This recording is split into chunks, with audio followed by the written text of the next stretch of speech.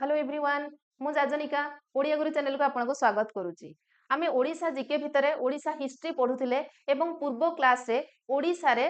खारबेळଙ୍କ शासन विषय पढ़िले तार पीडीएफ मु ऑलरेडी टेलीग्राम चैनल रे प्रोवाइड कर देइची आपण चाहिले नोट बनै पारिबे। आज आउ जणी रूलर को विषय रे पढिबा। आज गुप्त शासन देखिबा ओडिशा रे आमे तो सब इंडिया रे केतेबेले एंशिएंट हिस्ट्री आमे पढिचे जे सेतेबेले को समय रे को शासक रूल करूथिले। एबे मुख्यतः आमे ओडिसा रा पर्सपेक्टिव रु देखिबा ओडिसा रे गुप्त रूल किभଳି चालिथिला केबे चालिथिला एवं कोन कोन सब हेतिला। ओके ताले आरंभ करिबा ओडिसा रे गुप्त शासन। एटा होची हमर क्लास 8 एंशिएंट हिस्ट्री रो ऑलरेडी 8टा क्लास हेलानी मु ताको प्लेलिस्ट रे सजेई की रखी देइची क्लास 1 रु क्लास 8 पर्यंत आपण चाहिले सीरियली ताको विजिट करि परिबे। ताले प्रथम स्लाइड को जिबा। फर्स्ट स्लाइड रे जदी देखिबा प्रथमे आमे जानिबा ए गुप्त डायनास्टी रो किछि रूलर मानक विषय रे जेमिति कि जणे होचंती चंद्रगुप्त आ जणे होचंती समुद्रगुप्त आ जणे होचंती चंद्रगुप्त 2। ये चंद्रगुप्त मौर्य नुहे आमे जो मौर्य डायनास्टी रे पढिथिले ये चंद्रगुप्त जी होचंती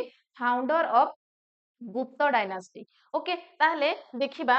चलंतु एस्टाब्लिश द गुप्त एम्पायर। ताहले गुप्त एम्पायर को प्रथमे किए एस्टाब्लिश करथिले सेही व्यक्ति जनक सेही रूलर बा सेही शासक होउचंती चंद्रगुप्त। ओके ताहले आमे जेहेतु गुप्त डायनास्टी विषय पढुचे जदि ओडिसा रो पर्सपेक्टिव रु पढुचे तांकर मूल उत्पादन तांकर मूल उत्पत्ति मध्ये हमर जानिबा आवश्यक से माने आसिले कोठु ओडिसा को। ओके ताहले चंद्रगुप्त प्रथमे कोन करिथिले ना गुप्त एम्पायर को एस्टाब्लिश करिथिले इंडिया रे। Next expanded empire through marriage alliances. ताहले अच्छा सबु शासक मानकर गोटिए ही कोन लक्ष्य थाए से माने तांको साम्राज्य को विस्तार करिवे जेते अधिक सेथिरे किछि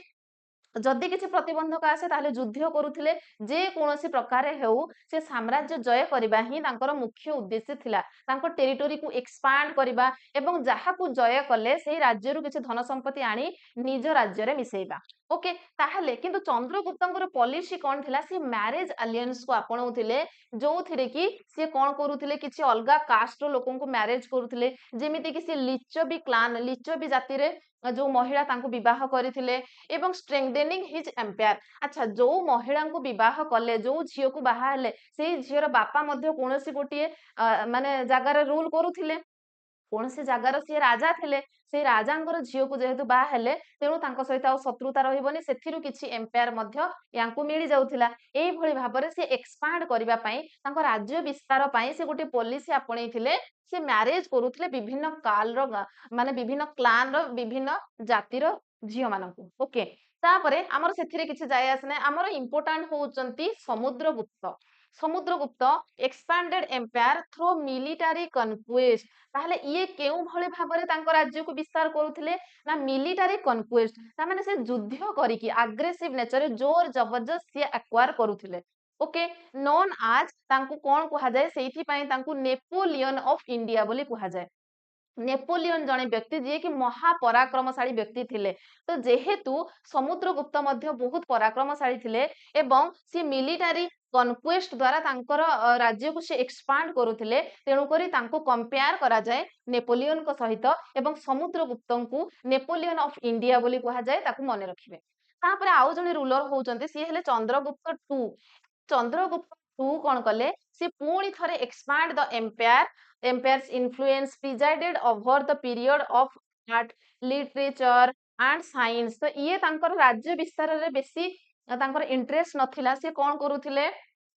ना कला साहित्य स्थापत्य भास्कर्य एई सबुरे से समय अतिबाहित करूथिले। से केते माने तांकर समय रे बहुत सारा कला रो डेवलपमेंट हेतिला गुप्त एज रो जेतेबेले अधिक लिटरेचर रे डेवलप हेतिला जेतेबेले आर्ट एंड आर्किटेक्चर रे डेवलप हेतिला सेटा होची चंद्रगुप्त 2 को पीरियड रे। His capital was Ujjain. Ujjain तांकर कैपिटल थिला। ओके ताहले एमानंक भितरु केवल जणे व्यक्तिंक विषय हमर बेसी जानिबार अछि सी होचंती समुद्रगुप्त। काहेकि ना समुद्रगुप्त ही गुप्त डायनास्टी रो प्रथम एवं शेष रूलर जे कि ओडिसा को आसीथिले अटैक करी करी ओडिसा को मध्य सी आसी जाइथिले। ओके ताहले समुद्रगुप्तंक विषय रे में बेसी इंपोर्टेंस देबा। चलंतु नेक्स्ट स्लाइड को जिबा। देखंतु पीरियड जदि देखिबा तांकर से समयटा that elapsed between the fall of the Kusan Kushan ମାନଙ୍କର ଯେତେବେଳେ ଫଲ୍ ହଉଥିଲା, ଫଲ୍ ଅଫ ଦ କୁଷାଣ ଡାଇନାଷ୍ଟି ଯେତେବେଳକୁ ପତନ ଆଡକୁ ଯାଉଥିଲା, and rise of the Guptas is regarded as the so called dark age। ମନେ ରଖିବେ, ଯେତେବେଳକୁ କୁଷାଣ ମାନଙ୍କର ଡାଉନଫଲ୍ ହଉଥିଲା, କୁଷାଣ ମାନଙ୍କର ପତନ ଘଟୁଥିଲା ଏବଂ ଗୁପ୍ତ ଏମ୍ପାୟାର ମାନଙ୍କର ଆବିର୍ଭାବ ହଉଥିଲା, ସେଇ ମଝାମଝି ଯୋଉ ସମୟ ରହିଲା, ସେଇ ମଧ୍ୟମ ପିରିୟଡକୁ ଡାର୍କ ଏଜ୍ ବୋଲି କୁହାଯାଏ, ଅନ୍ଧାର ଯୁଗ ବୋଲି କୁହାଯାଏ। କାହିଁକି ନା in the annals of ancient Indian history, ମାନେ ଆମର ଭାରତ ଇତିହାସର ସେଟା ହଉଛି ଡାର୍କ ଯୁଗ। Okay, the same darkness also prevaded in history of Odisha. ଓଡିଶାରେ ମଧ୍ୟ କୁହାଯାଏ ସେ ତାଙ୍କ ପିରିୟଡକୁ ଡାର୍କ ଏଜ୍ ବୋଲି। କାହିଁକି କୁହାଯାଏ ଦେଖନ୍ତୁ, ୟା ପୂର୍ବରୁ ଆମେ ଓଡିଶାର ପର୍ସପେକ୍ଟିଭ ରୁ ଯଦି ଦେଖିବା, ଓଡିଶାରେ ଅଶୋକ ଆସିକି ରୁଲ କରି ଯାଇଛନ୍ତି, ଅଶୋକ ଯୁଦ୍ଧ କଲେ, ତାପରେ ଖାରବେଳଙ୍କ ଶାସନ ଆମେ ଦେଖିଲେ। ଓକେ, ସେତେବେଳେ ସେ ସାମ୍ରାଜ୍ୟ ବହୁତ ବଡ ଥିଲା, ବହୁତ ଏରିଆ କଭର କରୁଥିଲା, କିନ୍ତୁ ଧୀରେ ଧୀରେ ଯେତେବେଳକୁ ଆମେ କଣ ଦେଖିଲେ ନା ଫାର୍ଷ୍ଟ ସେଞ୍ଚୁରୀ ବିସି, ତାପରେ ଧୀରେ ଧୀରେ ଯେତେବେଳେ ଟାଇମ ମାନେ ଆଗକୁ ବଢିଲା, ସେ ରାଜ୍ୟ ବା ଆମେ ଯୋଉଟାକୁ ଆମର ଉତ୍କଳ କହୁଥିଲେ, ସେତେବେଳେ ସିଏ ଗୋଟେ ଗୋଟେ ଛୋଟ ଛୋଟ ରିଜିଅନ ରେ ଡିଭାଇଡ ହେଇଗଲା ଏବଂ ଅଲଗା ଅଲଗା ପାର୍ଟରେ ଜଣେ ଜଣେ ଶାସକ ବା ରାଜା ରହିଲେ। ଓକେ, ଏବଂ ସେମାନେ ପରସ୍ପରଙ୍କ ମଧ୍ୟରେ ଯୁଦ୍ଧରେ ଲିପ୍ତ ରହିଲେ, ତେଣୁ ଆଉ ୟୁନିଟି ରହିଲାନି, ଯେହେତୁ ବିଭିନ୍ନ ରିଜିଅନ ରେ କ୍ଲାସିଫାଇ ହେଇଗଲା, ଡିଭାଇଡ ହେଇଗଲା ସବ ରିଜିଅନ ରେ, ତେଣୁ ବିଭିନ୍ନ ରାଜା ଆସିଲେ, ତାଙ୍କ ଅଣ୍ଡରେ ଗୋଟେ ଗୋଟେ ଛୋଟ ଏରିଆ ରହିଲା ଏବଂ ସେମାନେ ତାଙ୍କ ଏରିଆକୁ, ତାଙ୍କ ସାମ୍ରାଜ୍ୟକୁ ବିସ୍ତାର କରିବା ପାଇଁ ନିଜ ନିଜ ମଧ୍ୟରେ ପରସ୍ପର ସହ ଯୁଦ୍ଧରେ ଲିପ୍ତ ରହିଲେ। ଓକେ, ତ ତେଣୁ ତାକୁ ଡାର୍କ ଏଜ୍ ବୋଲି କୁହାଯାଏ। ଆଉ କିଛି ଡେଭଲପମେଣ୍ଟ ହେଇପାରିବ କି ଯଦି ୟୁନିଟି ଇନ୍ ଡାଇଭରସିଟି କୁହାଯାଏ, ଯଦି ମାନେ କଣ ଏକତା ହିଁ ବଳ, ଯଦି ସମସ୍ତେ ମିଶିକି କଣ ଗୋଟେ କରିଥାନ୍ତେ କିମ୍ବା ପୁରା ଉତ୍କଳକୁ ଯଦି ଜଣେ ରାଜା ଶାସନ କରୁଥାନ୍ତେ, ତାହେଲେ ସିଏ ପୁରା ଉତ୍କଳ ବିଷୟରେ ଚିନ୍ତା କରିଥାନ୍ତେ, ତାର ଡେଭଲପମେଣ୍ଟ, ତାର ହିତ ସାଧନ କରିଥାନ୍ତେ। ଯେହେତୁ ସିଏ ବିଭିନ୍ନ ପାର୍ଟରେ ଡିଭାଇଡ ହେଇଗଲା, ସମସ୍ତଙ୍କର ନାନା ମୁନି ନାନା ମତ, ବିଭିନ୍ନ ରାଜା ସେମାନେ ନିଜର ପ୍ରାଦୁର୍ଭାବ ଦେଖିବାକୁ ଚାହିଁଲେ, ନିଜ ସାମ୍ରାଜ୍ୟକୁ ଏକ୍ସପାଣ୍ଡ କରିବାକୁ ଚାହିଁଲେ, ଫଳରେ ପରସ୍ପର ମଧ୍ୟରେ କଳି ଝଗଡା, ପରସ୍ପର ମଧ୍ୟରେ ସବୁବେଳେ ଲଢେଇ ଏସବୁ ଲାଗି ରହିଲା, ତେଣୁ ତାକୁ ଡାର୍କ ଏଜ୍ ବୋଲି କୁହାଯାଏ। ଦେନ୍ south Indian campaign of Samudragupta, ତାହେଲେ ସମୁଦ୍ରଗୁପ୍ତ ସାଉଥ ଇଣ୍ଡିଆକୁ କାମ୍ପେନ୍ କେବେ କଲେ? ସାଉଥରେ ଆମେ ଯଦି ଦେଖିବା, ଆମର ଓଡିଶା ଅଛି, ତାହେଲେ ଓଡିଶାକୁ ପାଖାପାଖି ସିଏ 350 ଏଡି ବେଳକୁ ଆସିଥିଲେ। ମନେ ରଖିବେ, ସମୁଦ୍ରଗୁପ୍ତ ଓଡିଶାକୁ କେବେ ଆସିଥିଲେ ବା ତାଙ୍କର ସାଉଥ କାମ୍ପେନ୍ କେବେ ହେଇଥିଲା? 350 ଏଡିରେ ହେଇଥିଲା। ଓକେ, ତାମିଲ ଏପିକ ର ଗୋଟେ ନାଁ ହଉଛି ମନିକେ କାଲାଇ। ମନିକେ କାଲାଇ, ମନିକେ କାଲାଇ କଣ? ଇଏ ହଉଛି ଗୋଟେ ତାମିଲର ଏପିକ। ଓକେ, ତା ହିସାବରେ ତାକୁ ପଢିକି ଜଣାଯାଏ ଯେ Kalinga was fragmented into number of petty principalities. ଯୋଉଟାକୁ ମୁଁ କହିଲି ଯେ କଳିଙ୍ଗ ବହୁତ ସାରା ସବ ଡିଭିଜନ ସବୁ ମାନେ କ୍ଲାସିଫାଇ ହେଇଯାଇଥିଲା, ବହୁତ ଏରିଆରେ ପାର୍ଟ ପାର୍ଟ ସେ ବିଭକ୍ତ ହେଇଯାଇଥିଲା। କୋଉଠୁ ଜଣା ପଡୁଛି? ମଣି କେକାଲାଇରୁ ଜଣା ପଡୁଛି। Okay, according to the description, to princes, ଦି ଜଣ ରାଜା, ଟୁ ପ୍ରିନ୍ସ, ଯେମିତି କି ଜଣେ ବାସୁ ଆଉ ଜଣେ ହଉଛନ୍ତି କୁମାର, ଦୁଇ ଜଣ ରାଜକୁମାର, ସେମାନେ ହଉଛନ୍ତି କଜିନ, ଦୁଇ ଭାଇ ମଧ୍ୟ, ruling respectively in Singhapur and in Kalinga fought each other vehemently। बहुत बुरी तरीका से लड़ रहे थे, जो कहते नहीं माने बहुत खराब भाବରେ ସେମାନେ ପରସ୍ପର ସହିତ ଲଢୁଥିଲେ। ଓକେ, ଯୋଉଟା କି ପୁରା ଜୋରଦାର ସଂଘର୍ଷ ତାଙ୍କ ଭିତରେ ଥିଲା, ଘମାଘୋଟ ଲଢେଇ ତାଙ୍କ ମଧ୍ୟରେ ହଉଥିଲା। 10 ଏ disunited Kalinga could not offer a stubborn resistance to Samudragupta. Okay, ଯେହେତୁ ସେ ଦି ଜଣ ଏତେ ଘୋର ଶତ୍ରୁତା ଥିଲା, ସେ ଦୁଇ ଭାଇ ହେଲେ ମଧ୍ୟ ତାଙ୍କ ଭିତରେ ଘମାଘୋଟ ଲଢେଇ ସବୁବେଳେ ହଉଥିଲା, ତେଣୁ ଯେତେବେଳେ ସମୁଦ୍ରଗୁପ୍ତ ଆସିଲେ ଓଡିଶାକୁ, ଯେତେବେଳେ ତାଙ୍କର କାମ୍ପେନ ଆରମ୍ଭ ହେଲା, ଏମାନେ ଆଉ ପ୍ରତିବାଦ କରିପାରିନଥିଲେ, କାହିଁକି ନା ତାଙ୍କ ମଧ୍ୟରେ ୟୁନିଟି ନଥିଲା, ସେମାନେ ପରସ୍ପର ସହିତ ଯୁଦ୍ଧରେ ଏଠି ନିମଗ୍ନ ରହୁଥିଲେ। ଓକେ, ତେଣୁ ତାଙ୍କୁ ଆଉ କଷ୍ଟ ହେଲାନି ସମୁଦ୍ରଗୁପ୍ତଙ୍କୁ ଓଡିଶାରେ ପହଞ୍ଚିବା ପାଇଁ, ତାଙ୍କୁ ଅକୁପାଇ କରିବା ପାଇଁ ଇଜି ହେଇଥିଲା। ଓକେ, ତାପରେ ନେକ୍ସଟ ସ୍ଲାଇଡ କୁ ଯିବା। ଦେଖନ୍ତୁ ସମୁଦ୍ରଗୁପ୍ତ କାମ୍ପେନ୍, ଏଇଠି ଆମେ ଗୋଟେ ଜିନିଷ ଛାଡିଦେଲେ, ଏଇଠି ଯୋଉ ପିକ୍ଚରଟା ଅଛି ଆପଣ ଭଲ ଭାବରେ ଲକ୍ଷ୍ୟ କରନ୍ତୁ, ଏଇଟା ହଉଛି ଆମର ଗୁପ୍ତ ଏମ୍ପାୟାର, ଯୋଉଟା କି 320 ରୁ 550 ସି ଭିତରେ ତାଙ୍କର ରୁଲ ଚାଲିଥିଲା। ଏଇଟା ପୁରା ଇଣ୍ଡିଆରେ ଆମେ ଯଦି ଦେଖିବା, ଗୁପ୍ତ ଏମ୍ପାୟାର ଏତିକି ପର୍ଯ୍ୟନ୍ତ ତାଙ୍କର ସାମ୍ରାଜ୍ୟକୁ ସେମାନେ ବିସ୍ତାର କରିଥିଲେ। କିନ୍ତୁ ଯେହେତୁ ଆମେ ଓଡିଶା ପଢୁଛେ, କେବଳ ଓଡିଶାରେ ଦେଖନ୍ତୁ ବହୁତ କମ ପାର୍ଟ, ଏଇଟା ଉତ୍କଳ ଲେଖା ହେଇଛି, ବହୁତ କମ ପାର୍ଟ ସେ ଅକୁପାଇ କରିଥିଲେ ଏବଂ କେବଳ ସମୁଦ୍ରଗୁପ୍ତ ହିଁ ଗୁପ୍ତ ଡାଇନାଷ୍ଟିର ଏକମାତ୍ର ଶାସକ ଯିଏକି ଓଡିଶାକୁ ଆସିଥିଲେ। ଓକେ, ତାପରେ ନେକ୍ସଟ ଯିବା।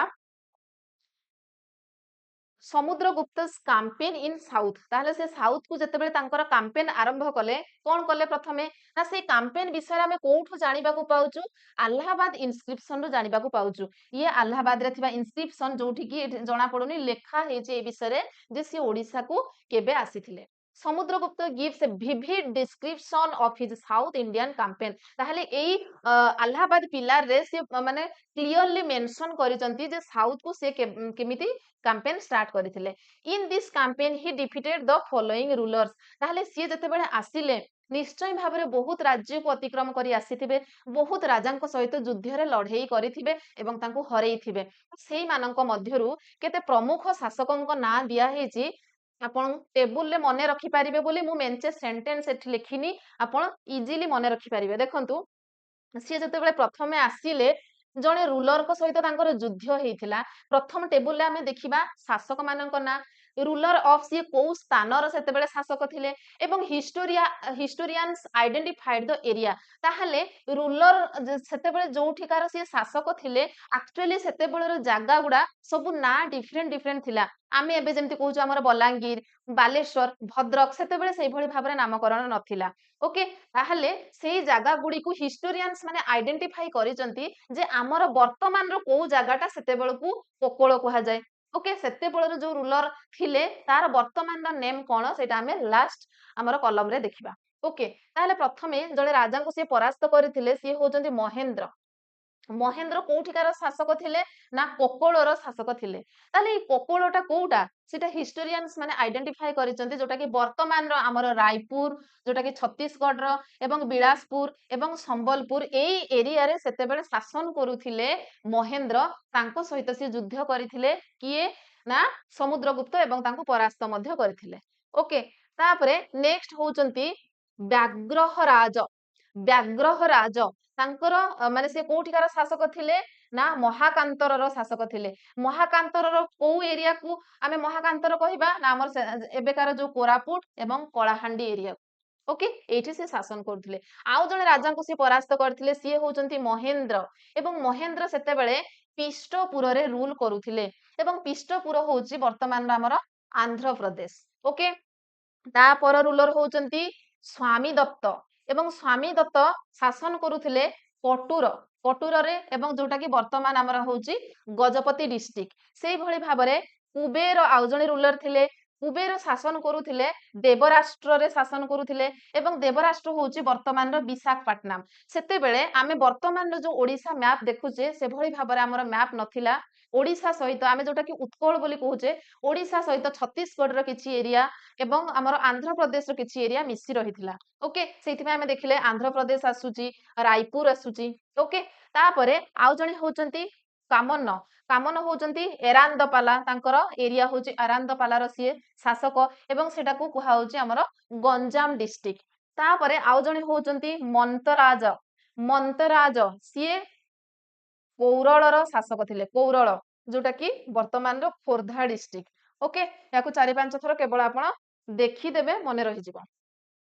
देखंतु प्रिंसिपल्स ऑफ ग्रहण मोक्ष एंड अनुग्रह जो आमे देखिले से को सब राजा माननकु परास्त करिथिले हमर उत्कल रे ओके ताहले तांकर गोटे प्रिंसिपल थिला सी गोटे धर्म को विश्वास करूथिले सेटा हला प्रिंसिपल ऑफ ग्रहण प्रिंसिपल ऑफ मोक्ष एवं प्रिंसिपल ऑफ अनुग्रह ताहले ग्रहण मोक्ष और अनुग्रह तार अर्थ कोन आसंतु जानिबा in his southern Indian campaign as revealed from Allahabad pillar inscription जोटा हमें पढ़ी सारलेनी से जतबे साउथ को कैंपेन करूथिले से समय से विषय हमें कोठु जानिबा को पाउछु ना तांकर अलाहाबाद इंस्क्रिप्शन रो जानिबा को पाउछु ओके